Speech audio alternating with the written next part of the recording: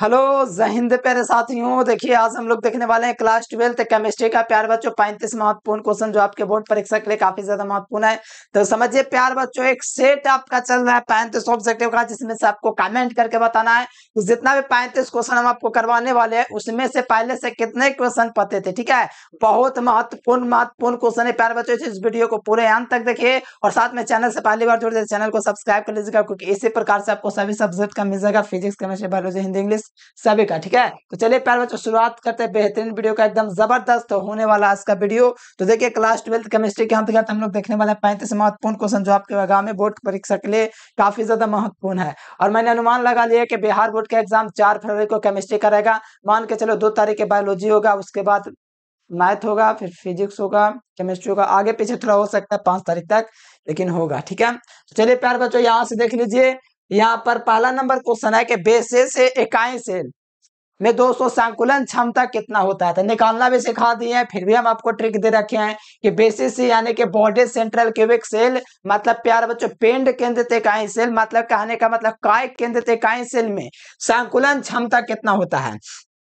तो प्यारे बच्चों संकुलन क्षमता पूछे या प्रगुणता पूछे, इसमें 68% प्रगुणता होता है। कितना परसेंट प्यारे बच्चों, तो याद रखना है 68% प्रगुणता होता है, यानी कि इसमें संकुलन क्षमता 68% होता है, मतलब 68% भरा हुआ रहता है। कितना परसेंट, 68% भरा हुआ रहता है। और खाली स्थान इसमें पता है कितना होता है, खाली बताओ व्हाइट कितना होता है। खाली जो रहता है प्यारे बच्चों 32% रहता है, क्योंकि 100 में से आप लोग 68 घटेगा ना तो 32 आएगा, मतलब खाली जगह के जो प्रतिशत रहेगा प्यारे बच्चों 32% रहेगा। बात को ध्यान रखिएगा। ठीक है, तो बेसिस सेल के संकुलन क्षमता जो होता है प्यारे बच्चों कितना percent, 68% is the right answer, याद रखिएगा। ठीक है, बहुत महत्वपूर्ण है। और ट्रिक आपको ऐसे याद रखना, बेसिस से बताओ 6 जैसा लग रहा है ना, तो याद रखना इससे 68%। ठीक है, कोई दिक्कत वाली बात नहीं है। और इसका परमाणु संख्या समन्वय संख्या थोड़ा बता देता हूँ, थोड़ा सा टाइम ले लो। बेसिस का दोस्तों परमाणु संख्या कितना होता है, तो ध्यान दीजिए बेसिस का परमाणु संख्या 2 होता है, क्योंकि ए बे 2 बार में आ रहा है ना, आगे चल के निकालना से आपको सिखा दे हम आपको, बस अब ट्रिक से याद रखना है ए बे 2 बार में बे है, इसीलिए परमाणु संख्या 2। अब समन्वय संख्या आपको निकालना है, बे 2 बार में आता है, सी कितना बार में आता है, 3 बार में आता है, फिर सी कितना बार में आता है, 3 बार में, टोटल कितना हुआ 8, तो समन्वय संख्या इसका 8 हो गया। ठीक है, ये सब प्यार बच्चों ट्रिक के साथ हम आपको सारा चीज क्लियर कराते चलेंगे, बस अब क्लास करते चलो। ठीक है, चलो याद रखना राइट आंसर यहाँ पर बी नंबर होगा। शुद्ध जल की मोलार्ता आपको पता होगा 55.6 होता है प्यारे बच्चों, शुद्ध जल की मोलार्ता, इसमें कोई दिक्कत नहीं, याद रखेगा। ठीक है, 55.6 होता है शुद्ध जल की मोलार्ता, पीएच मान 7। अगला देख लो, बिलियन जिसमें परासरण दाब समान होता है उसको समरसारे बिलियन कहते हैं। वैसा बिलियन जिसमें परासरण दाब बराबर हो, बिलियन जिसमें परासरण दाब समान ताप पर हो, समान ताप पर समान होते हैं, तो उसे हम लोग संप्रसारे बिलियन कहते हैं या संप्रसारे बिलियन का आता है। तो यहाँ पर देख लीजिए प्यारे बच्चों संप्रसारे बिलियन देखिएगा, तो यहाँ पर राइट आंसर आपका बी नंबर मिलेगा। और काफी ज्यादा आसान क्वेश्चन है, बहुत इजी क्वेश्चन है, सबसे बड़ी बात ये है, और बहुत बार पूछा हुआ क्वेश्चन है, ध्यान रखिएगा। अगला देखिएगा प्यारे बच्चों, ऑक्जेलिक अम्ल का दोस्तों IUPAC नाम क्या चीज है।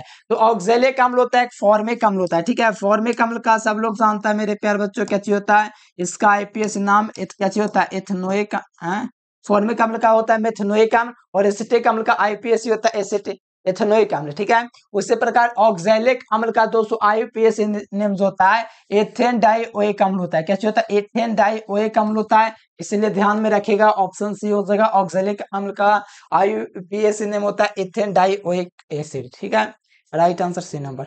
अगला देखिए मिथाइल नाइट्राइल का फॉर्मूला क्या होता है। देखो मिथाइल नाइट्राइल पूछा जा रहा है ना, तो मिथाइल नाइट्राइल का फॉर्मूला CH3CN होगा।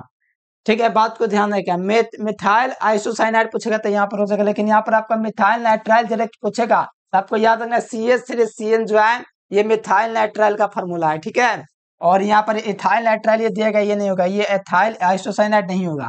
ठीक है, आपको ध्यान में रखना है, राइट आंसर बी नंबर होगा, इजी क्वेश्चन है। ठीक है, अगला देख लीजिए, कहा जा रहा है कि साधारण, हाँ ध्यान दीजिए मस्त क्वेश्चन है, साधारण कार्बोक्सिलिक अम्ल जल में घुलनशील होता है, यानी कि साधारण जो कार्बोक्सिलिक अम्ल होता है वो जल में घुलनशील होता है। ठीक है, जल में घुलनशील होता है क्योंकि उनके बेच होता है, यानी कि कार्बोक्सिलिक अम्ल दोस्तों जो साधारणतः जल में घुलनशील होता है, क्यों घुलित होता है, क्योंकि दोस्तों कार्बोक्सिलिक अम्ल में हाइड्रोजन बॉन्ड होता है। ठीक है। साधारण कार्बोक्सिलिक अम्ल जाल में घुलनशील होता है क्योंकि उनके बीच होता है हाइड्रोजन बॉन्ड, इस कारण से जाल में घुलनशील होता है। कौन सा बॉन्ड होता है? हाइड्रोजन बॉन्ड होता है। जाल में घुलनशील का मतलब ये होता है जिसमें हाइड्रोजन बॉन्ड रहता है ना, वही जाल में घुल सकता है। सीधा सा फंडा है कि जाल में घुलनशील वही होता है जिसमें हाइड्रोजन बॉन्ड होता है, ठीक है। और हाइड्रोजन बॉन्ड किसमें किसमें पाया जाता है, तो मैंने आपको ट्रिक भी दे रखा, FON जो इसमें रहेगा, जैसे HF हो गया, इसमें हाइड्रोजन बॉन्ड है, जल में हाइड्रोजन बॉन्ड है, और क्या चीज हो जाएगा, और यहाँ से जो भी बनेगा प्यारे बच्चों और यौगिक, वो सब हाइड्रोजन बॉन्ड हो जाएगा, ठीक है। ट्रिक भी दे रखे हैं, ठीक है, याद रखना। अगला देख लो 7 नंबर है कि फ्रुक्टोज का फॉर्मूला। अरे भाई ग्लूकोज के पूछे या फ्रुक्टोज के पूछे, फार्मूला तो आपको याद रखना पड़ेगा। ये है आपका ग्लूकोज फ्रुक्टोज का फॉर्मूला। ये कितना है? ये चीनी का है, चीनी यानी सुक्रोज का है। क्या चीज है? सुक्रोज का फॉर्मूला है, ठीक है। ये कितना का? चीनी का है, ये किसी का नहीं है, ठीक है, ये भी किसी का नहीं है। तो यहाँ पर आपको याद है बेंजीन हेक्सा, ये थोड़ी नहीं है। यहाँ पर आपको याद रखना है, ये फ्रुक्टोज का ना पूछा जाता है, फ्रुक्टोज या ग्लूकोज का फॉर्मूला ये हो जाएगा C6H12O6 जो होगा प्यारे बच्चों, फ्रुक्टोज का फॉर्मूला है। अब कमेंट करके बताओ फ्रुक्टोज जो है कौन सा सेक्राइड है, ठीक है, कमेंट जरूर कीजिएगा, याद रखना फ्रुक्टोज कमेंट करके बताना है कौन सा कार्बोहाइड्रेट है, ठीक है। अगला क्वेश्चन आ जाओ 8 नंबर क्वेश्चन। कार्बोहाइड्रेट जो जलांशित होकर के 3 से लेकर के 10, बताओ कितना इजी क्वेश्चन है क्या। कार्बोहाइड्रेट जो जलांशित होकर के 3 से लेकर के 10 मोनोसैकेराइड बनता है। अच्छा, मोनोसैकेराइड जिसका तो जल अपघटन हो ही नहीं सकता, ये सबसे छोटा इकाई होता है, जैसे ग्लूकोज हो गया C6H12O6, ठीक है, जैसे ग्लूकोज इसी का उदाहरण है C6H12O6, ये ग्लूकोज हो गया जो कि मोनोसैकेराइड है। ओलिगोसैकेराइड क्या होता है? जिसमें 200 कार्बो, मतलब कि जो ओलिगोसैकेराइड जो होता है, इसमें प्यारे बच्चों मोनोसैकेराइड के 2 से 10 इकाई प्राप्त होता है। कितना? 2 से 10 इकाई। अच्छा, 2 से 10 से मोनोसैकेराइड इसमें मिलता है, हाँ। और इसमें पॉलीसैकेराइड में क्या मिलता है? इसमें अनंत मिलता है, मतलब बहुत सारा मिलता है, ठीक है, अनंत बहुत सारा मिलेगा। इसको मोनोसैकेराइड के बहुत सारा यौगिक मिलेगा, जैसे स्टार्च इसी का उदाहरण है। पॉलीसैकेराइड का पूछा जाता है बहुत ज्यादा, तो स्टार्च यहाँ पर नहीं होगा। बस आप लोग देखेंगे कार्बोहाइड्रेट जो जलांशित होकर के 3 से लेकर के 3 से होकर के 3 से मोनोसैकेराइड, 3 से अधिक होना चाहिए, लिखा जाना चाहिए था। तो यहाँ पर राइट आंसर आपका ओलिगोसैकेराइड हो जाएगा। 3 से अधिक मिल रहा है तो समझो प्यार बच्चों ओलिगोसैकेराइड है, ठीक है। तो ध्यान रखना राइट आंसर यहाँ पर, क्या ही बताऊं प्यार बच्चों, क्वेश्चन में कुछ डिफॉल्ट हमको लग रहा है। 3 से 7 क्या ही बोले, ठीक है, हमको लगता है 2 से 10 होना चाहिए जिसमें आपका ओलिगोसैकेराइड होगा। बस ध्यान रखो ओलिगोसैकेराइड 3 से 10 या 2 से 10 देता है, बस याद रखना। अमीनो अम्ल में सक्रिय मूलक होता है, देखो अमीनो अम्ल 2 चीज से मिलकर बना हुआ है, COOH बॉन्ड से बन के मिला हुआ है, और इसमें साथ में इसमें एक एमिडो ग्रुप NH2 भी होता है, यानी ये दोनों जो मिलकर के प्यारे बच्चों बनाता है एमिनो अम्ल। बात को ध्यान रखेगा। तो यहाँ पर देख लीजिए राइट आंसर सी नंबर उसका बहुत बढ़िया क्वेश्चन है, क्वेश्चन बैंक में आया हुआ क्वेश्चन है। तो ये सब ध्यान रखेगा तो कोई दिक्कत थोड़ी होगा, नहीं होगा, एकदम नहीं होगा। अगला देख लीजिए, अल्फा एमिनो अम्ल के पॉलीमर को प्रोटीन कहते हैं, क्या बोलते हैं? अल्फा एमिनो अम्ल के, एफ का अल्फा है, ठीक है। अल्फा एमिनो अम्ल के पॉलीमर को क्या बोलते हैं? तो हम लोग इसको बोलते हैं प्रोटीन। क्या बोलते हैं? अल्फा एमिनो अम्ल के पॉलीमर को क्या बोलते हैं? प्रोटीन। ऑप्शन नंबर ए होगा राइट आंसर। अगला क्वेश्चन देखिएगा प्यार बच्चों, पोलोथीन किसका बहुलक है? तो पोलोथीन जो होता है मेरे प्यार बच्चों एथीन का बहुलक होता है। जो पोलोथीन होता है ना उसमें एथीन होता है। एथीन का फॉर्मूला नहीं पता है भैया, काहे नहीं पता है? पोलोथीन जो होता है पर किसका बहुलक होता है? एथीन का बहुलक होता है। ये सब छोटे छोटे चीजें जो आपको ध्यान में रखना है ताकि कहीं पर कोई दिक्कत ना हो। कुछ इस प्रकार से आपका पोलोथीन का बहुलक होता है, मेरे पैर बच्चों जुड़ के बना रहता है, इस प्रकार से आपका ध्यान रखना। जो पोलोथीन जो बहुलक होता है एथीन का होता है, बस याद रखना। अगला देख लीजिए, और पोलोथीन जो होता है उच्च बहुलक वाला पोलोथीन होता है। अगला देखिए रबर, स्टार्च, सेलुलोज, ये सब बहुत बढ़िया से पॉलीमर चैप्टर, ये सब बहुत ज्यादा इससे क्वेश्चन नहीं पूछता है। पूछेगा 2 गो साइंस लेस इतना बड़ा रे, बहुलक चैप्टर जो 15 में ना कुछ ज्यादा क्वेश्चन नहीं पूछता, लेकिन फिर भी आसान चैप्टर है, ठीक है। देखो यहाँ पर कहा जा रहा है ऐसा ही ऑब्जेक्टिव पूछेगा, रबर, स्टार्च, सेल्यूलोज, प्रोटीन। बताओ रबर प्यार बच्चों, स्टार्च, सेल्यूलोज एवं प्रोटीन जो है प्यार बच्चों सारा का सारा जो है ना ये प्राकृतिक पॉलीमर है। क्या चीज है? प्राकृतिक पॉलीमर, नेचुरल पॉलीमर है, इसीलिए राइट आंसर आपको ध्यान में रखना है ऑप्शन नंबर बी हो जाएगा, ठीक है। ये सब प्राकृतिक के द्वारा, सेल्यूलोज से लेकर प्रोटीन, रबर सब का कौन सा है? तो ध्यान रखिएगा प्राकृतिक रबर। अगला देख लीजिए, एमिन दिखाता है। एमिन जो था मेरे पे बच्चों चेन आइसोमेरिज्म में दिखाता है, मेटोमेरिज्म में भी दिखाता है, क्रियात्मक आइसोमेरिज्म में भी दिखाता है। ऑप्शन डी हो जाएगा सभी। अमीनो अम्ल में पाया जाना क्रियात्मक समूह आपको पता है कि COOH पाया जाता है, NH2 भी पाया जाता है, मतलब ए और बी दोनों ऑप्शन सही है।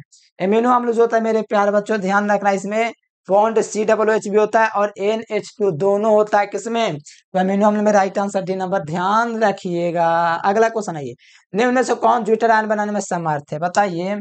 फिर which of the following is a capable of forming zwitter ions, ठीक है। तो ज्यूटर बनाने में जो जो समर्थ होता है, एच देखो आपको याद रखना है पैसा से H2NCH2, वैसे ज्यादा भूलिएगा नहीं, ठीक है, बस 2 3 स्टेप में याद रखना है।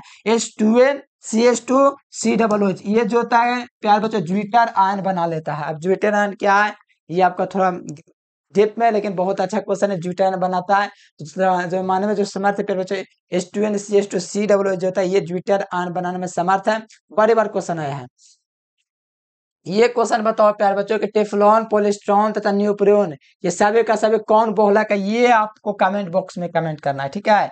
ये प्यार बच्चों आपको कमेंट बॉक्स में कमेंट करके बताना है कि टेफ्लॉन, पॉलीस्टोन, न्यूप्रियोन सभी क्या चीज है, कमेंट बॉक्स में आपको बताना है नीचे। अगला देख लीजिए 17 नंबर क्वेश्चन है कि क्लोरोमाइसिटिन में किस बीमारी के इलाज में प्रयोग किया जाता है। क्लोरोमाइसिटिन का उपयोग किस बीमारी के इलाज में किया जाता है, मलेरिया की, टाइफाइड की, कलोरा की, ट्यूबरकुलोसिस। तो ध्यान रखिएगा प्यारे बच्चों कि क्लोरोमाइसिटिन जो है का उपयोग जो है कौन से बीमारी में ठीक करने के लिए किया जाता है, तो आपको याद रखना टाइफाइड। और टाइफाइड कौन सी बीमारी कौन से जीवाणु से होता है, तो salmonella typhi, Salmo salmonella typhi, salmonella typhi, इसी जीवाणु से होता है प्यार बच्चों। क्या चाहिए तो आपका ध्यान रखना है, टाइफाइड बीमारी होता है, ठीक है, इसी जीवाणु से साल्मोनेला टाइफी से, ठीक है, ध्यान रखना। अगला देख लीजिए यहाँ पर कहा जा रहा है प्यार बच्चों कि कैलोमाइल का सूत्र होता है, तो कैलोमाइल का जो सूत्र होता है SgCl2 होता है, डाई इसको क्या बोलते हैं, डाई पारा क्लोराइड, डाई पारा को मरकरी भी ना बोला जाता है, डाईमरकरी डाइक्लोराइड, ये होता है कैलोमाइल का रासायनिक सूत्र, याद रखना ए नंबर ऑप्शन सही होगा। ये देखो बिना भूजा हुआ चुनना है, ठीक है, ध्यान रखिएगा। अगला देखिए किसकी आकृति वर्ग समतलीय होती है, ध्यान दो, ये तो चेक करना पड़ेगा, ठीक है, फिर भी हम आपको बता सकते हैं। इसकी आकृति जो होती है प्यारे बच्चों रैखिक होती है, कैसी होती है, रैखिक होती है। इसकी आकृति कैसी होती है, HCF2 की आकृति रैखिक होती है। इसका वर्ग समतलीय होता है, स्क्वायर प्लेन होता है, वही ना पूछा है, वर्ग समतलीय। और इसका दोस्तों हेक्सा कुछ वैसे होता है, ठीक है, ध्यान रखिएगा। और SF6 का विकृत अष्टफलक होता है, तो ये दोनों आपका पूछा जाएगा, याद रखिएगा। अगला है प्यार बच्चों के निम्नलिखित में किस संक्रमण तत्व के परमाणु त्रिज्या सबसे कम होती है। प्यार बच्चों ये हाल ही में क्वेश्चन करवाए, स्कैंडियम का सबसे बड़ा होता है परमाणु त्रिज्या, ठीक है, स्कैंडियम का सबसे बड़ा पूछेगा ना, सबसे बड़ा इसी का होता है, ठीक है, इसका त्रिज्या सबसे बड़ा होता है, याद रखिएगा। और सबसे छोटा जो होता है निकेल का होता है। तो जिंक का इसलिए नहीं हो सकता क्योंकि कभी कभी जिंक जो होता है सामान्य मतलब कि सामान्य तत्व की तरह व्यवहार करता है, क्योंकि इसीलिए संक्रमण तत्व की तरह कभी कभी व्यवहार नहीं करता है, क्योंकि इसका इलेक्ट्रॉनिक विन्यास पूर्ण रूप से भर जाता है, इसलिए। और जिसका इलेक्ट्रॉनिक विन्यास पूर्ण रूप से भर जाता है वो संक्रमण तत्व की भांति व्यवहार नहीं करता है, इसलिए जिंक नहीं होगा यहाँ पर। राइट आंसर निकेल हो जाएगा, जिसकी त्रिज्या सबसे छोटा होगा और सबसे बड़ा स्कैंडियम का होगा, ठीक है, ध्यान रखना। अगला क्वेश्चन देख लीजिए, प्रथम कोटि की अभिक्रिया के लिए वेग स्थिरांक का मात्रक क्या होता है। तो प्यार बच्चों प्रथम कोटि की अभिक्रिया का दोस्तों वेग स्थिरांक का जो मात्रक होता है, सारा चित्र निकाल के सिखाते हैं, सेकंड इनवर्स कैसे निकालते हैं, तो मोल प्रति लीटर करते हैं कि घात 1 - n करते हैं, ठीक है, इंटू सेकंड इनवर्स करते हैं। तो इसमें n का मान रखेगा, वैसे वैसे मात्रक निकलते जाएगा, हर वीडियो में तो निकाल के हम आपको सिखा दिए हैं। इसका मान 0 रखिएगा तो 0 में से 0 जाएगा प्यार बच्चों, तो इसका मान 1 हो जाएगा और मात्रक सिर्फ सेकंड इनवर्स बन जाएगा, ऑप्शन सी हो जाएगा, ठीक है। अगला क्वेश्चन आ जाइए, ग्लूकोज ग्लूकोज का एथिल अल्कोहल और कार्बन डाइऑक्साइड, हाँ याद है, आज ही पूछे हैं, सबसे पूछताछ किए हैं। ग्लूकोज का एथिल अल्कोहल 11th बायोलॉजी में पढ़ना, हाँ, एथिल अल्कोहल और कार्बन डाइऑक्साइड में अपघटन को उत्प्रेरित करता है। तो ग्लूकोज का फॉर्मूला क्या होता है, C6H12O6, ठीक है, और एथिल अल्कोहल का फॉर्मूला होता है C2H5OH, ठीक है, और कार्बन डाइऑक्साइड का फॉर्मूला होता है CO2। इसमें अपघटन में उत्प्रेरित करता है, तो इसमें कौन सा दोस्तों एंजाइम होता है, जाइमेस होता है, आज ही ना पढ़ाए हैं, 11th वाला के ग्लूकोज का एथिल कोल और कार्बन डाइऑक्साइड CO2 जो होता है मेरे प्यारे बच्चों, यहाँ पर जो अपघटन को जो रिपेयर करता है वो जाइमेस करता है। 12th वाला सोच रहे हैं कि हम लोग को नहीं पढ़ना है, मार के पेट देंगे, ठीक है। जैव अणु चैप्टर जाके खोलिए तो उसमें सारा चीजें स्टार मार के लिखवा दी ऐसा ऐसा, और कैसे हुआ वो भी करके दिखाए हैं। याद रखिएगा, बहुत इंपॉर्टेंट सारा चीजें, सारा ट्रिक GM GF करके सब पढ़ा दिए हैं। अगला देख लीजिए, अभिक्रिया, देखिए अभिक्रिया हो रहा है। अब बताओ छोटा कि स्टार्च के जल अपघटन से कौन क्या क्या मिलता है, उसमें कौन सा एंजाइम प्रयोग होता है। सुक्रोज के जल अपघटन में कौन सा एंजाइम का प्रयोग किया जाता है और उसमें क्या क्या मिलता है। नहीं पता है तो एकदम मन कर खूब पीटे, ठीक है, हाथ एकदम हल्का हो गया पीटते पीटते। अब बताओ, स्टार्च का जल अपघटन किया जा रहा है, ठीक है, माल्टोज के उत्पन्न, अच्छा स्टार्च प्लस जल, तो अच्छा स्टार्च प्लस जल करेंगे, जल अपघटन करेंगे प्यारे बच्चों तो माल्टोज मिलेगा। तो उसमें कौन से एंजाइम का प्रयोग किया जाएगा, तो इसमें प्यारे बच्चों आपको ध्यान रखना है, इसमें जो यूज करते हैं स्टार्च में डाइस्टोज या तो एमाइलेज का यूज करते हैं। किसमें, एमाइलेज, इसका यूज हम लोग करते हैं, ठीक है, ध्यान रखिएगा। स्टार्च के जल अपघटन में किसका एंजाइम, किस एंजाइम का यूज करते हैं, तो बस आपको याद रखना है। स्टार्च के जल अपघटन में जो एंजाइम यूज होता है वो आपका प्यारे बच्चों एमाइलेज यूज होता है, या तो हम लोग इसको बोलते हैं डाइस्टेस। और स्टार्च के जल अपघटन से जो मिलता है मेरे प्यारे बच्चों, वो क्या मिलता है पता है आपको, GM मिलता है। GM का मतलब माल्टोज और ग्लूकोज भी मिलेगा, क्या मिलेगा, ग्लूकोज भी मिलेगा, ठीक है। बात को ध्यान रखिएगा, सारा ट्रिक हम आपको बता रखे और इससे बाहर कुछ आएगा नहीं, ये लिख के रख लो, ये लिखवा लो हमसे। देखो मिलेराइट किसका दोस्तों है इसके, ठीक है, मिलेराइट निकेल का है इसके, ठीक है, निकेल का। ये दोस्तों कॉपर का तो कॉपर पाइराइट होता है, क्यूपराइट होता है, लोहा का हिमाटाइट, मैग्नेटाइट, सिडराइट, ये सब होता है। अल्युमिनियम तो प्यार बच्चों बॉक्साइट होता है, और क्या होता है, एल्यूमिना होता है। और ये वाला प्यार बच्चों निष्कर्षण दोस्तों 2026 के लिए 100% में मैं कह चुका हूँ कि ये क्वेश्चन आवेगा ही, ठीक है। अब ना आएगा तो हम बेइज्जती हो जाएंगे ना, ऐसा हो सकता है, जो पढ़ाए उसी में से आएगा। लेकिन मेरे अकॉर्डिंग ये क्वेश्चन जो प्यारे बच्चों एल्युमिनियम का निष्कर्षण पूछा जाना चाहिए 2026 में। बाथ्यावटी में आयरन ऑक्साइड को कौन सा अपकृत कर सकता है, तो बाथ्यावटी में, ठीक है, बाथ्यावटी आप लोग देखे होंगे कुछ इस प्रकार का, ऐसा इसका आकृति होता है, इस प्रकार का, इसमें सबका टेम्परेचर अलग अलग रहता है इसमें, ठीक है। तो इसमें बताओ प्यारे बच्चों आयरन ऑक्साइड में कौन अपकृत होता है, बाथ्यावटी में आयरन ऑक्साइड, आयरन ऑक्साइड का मतलब FeO में अपकृत करता है। FeO प्लस में कोक के साथ अभिक्रिया करेंगे तो Fe प्लस CO बनेगा प्यारे बच्चों कार्बन मोनोऑक्साइड, इसीलिए यहाँ पर कार्बन मोनोऑक्साइड लगा दीजिए, और राइट आंसर C नंबर, ठीक है। अगला देख लीजिए, संपर्क विधि में हम लोग यूज करते हैं, तो संपर्क विधि में हम लोग ओलियम का निर्माण करते हैं, जिसका फार्मूला होता है H2O7, ठीक है, ये ओलियम का फार्मूला है, ठीक है। और सल्फ्यूरस अम्ल का फार्मूला होता है H2SO3, नाइट्रिक अम्ल का फार्मूला होता है HNNO3। इसको प्यार बच्चों स्टबाल्ट विधि से तैयार किया जाता है, नाइट्रिक अम्ल को और ओलियम को संपर्क विधि से, और अमोनिया को हैबर विधि से, ठीक है। ये याद रखना, एकदम 100% ये क्वेश्चन आ जाएगा। अरे जो पढ़ा रहे वही ना आएगा, इससे बाहर क्या ही आ सकता है क्वेश्चन, नहीं आएगा। नाइट्रो एल्केन के अपकरण से क्या मिलता है, प्राइमरी अमीन बनता है, कैसे मिलता है वो सारा चीज तो पढ़ा रहा है, अभिक्रिया के जरिए देखिए जाकर के, फिर हमारा चैप्टर केमिस्ट्री। NaCl की संरचना आपको पता है, बताने की जरूरत नहीं है, शर्म भी लग रहा है बताने में, फलन केंद्रित होता है इसकी संरचना, ठीक है। और NaCl जो क्रिस्टल की जो संरचना होता है फिर जो फलन केंद्रित तो होता है, इसको इंग्लिश में FCC कहते हैं। और इसके बाद में कुछ था एगो, इसकी आकृति जो टेस्ट फलकी होती है, ये भी थोड़ा ध्यान रखने की चीज है। और सोडियम क्लोराइड मेरे प्यारे बच्चों आपको पता होना चाहिए कौन सा क्रिस्टल है, आयनिक क्रिस्टल है। क्यों, क्योंकि इस पर एगो प्लस है एक इलेक्ट्रॉन त्यागने के कारण, और इस पर क्लोरीन पर माइनस है एक इलेक्ट्रॉन ग्रहण करने के कारण, इसीलिए जोड़े बनाता है, एगो त्यागने वाला, एगो देने वाला, तो एगो लेने वाला, यही ना है।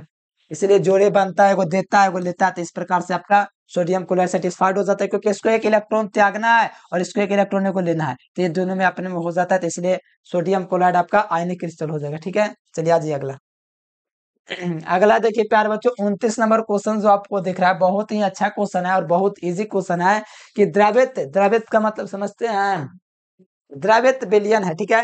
द्रवित सोडियम क्लोराइड के वैद्युत अपघटन से कैथोड पर मिलता है।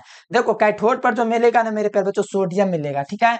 द्रवित जैसे कि आप लोग पढ़िएगा, आप लोग प्यारे बच्चों पढ़े हैं ना, पढ़े हैं ना आप लोग, बढ़िया से पढ़ाए हैं, बताओ इस चैप्टर को, इलेक्ट्रोकेमिस्ट्री इस प्रकार से होता था।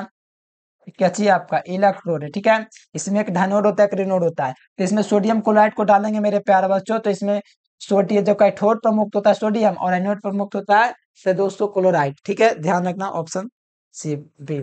अगला देख लीजिए, फैराडे का दूसरा नियम कितना बढ़िया से बताते बताते हमको दिमाग पगला गया। इसका राइट आंसर बी नंबर। विद्युत अपघट्ट के समतुल्य भार से फैराडे का दूसरा का नियम संबंधित है, कोई दिक्कत वाली बात नहीं था। अगला देख लीजिए, माल्टोस का जल अपघटन द्वारा होता है।